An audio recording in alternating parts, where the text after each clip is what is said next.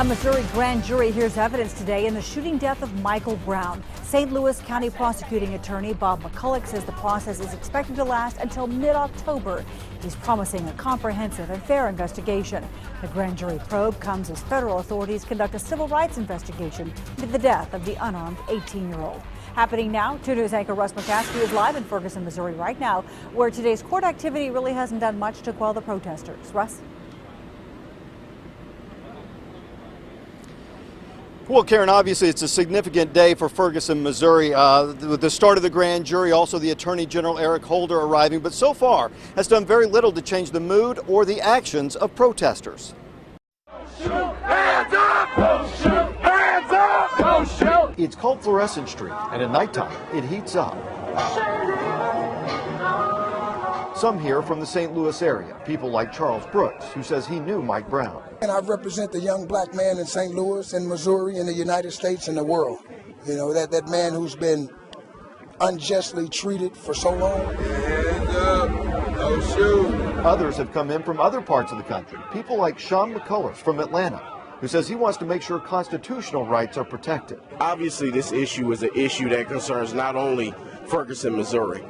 This issue is representative of the frustrations that African-American youth face across the country, and not even just our youth, African-Americans, period. A little after 11 o'clock at night here in Ferguson, and there's a couple hundred people on the streets. So far, it's been relatively calm. There's been a few incidents where it has seemed like tensions could really flare up, but right now, things are okay.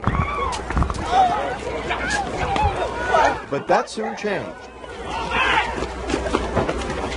Around midnight, we're told someone stole the cell phone and took off running. That created chaos on the streets. Police flew into action. Move! Everyone move! Everyone move! Get the light out of my eyes! Get the light out of my eyes! Water bottles were thrown at officers. Pepper spray was unleashed. Eventually, police took control and calmed things down. Night 10 in Ferguson, the protest keeps rolling.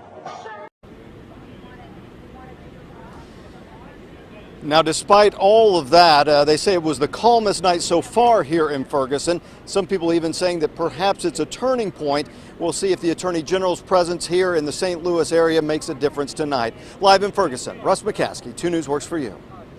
Now, we asked Tulsans about how they feel about the ongoing situation in Ferguson, Missouri. I think it's probably a bad bunch of people that are causing the trouble after the fact and has nothing to do with what actually happened there. And I think it's a shame, and I'm certainly glad it didn't happen here.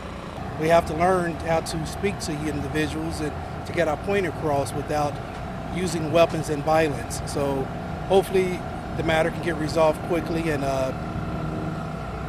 they can move on with it. Now, coming up in just a few minutes, we'll check back in with Russ live in Ferguson to see how police are planning for another night of protests.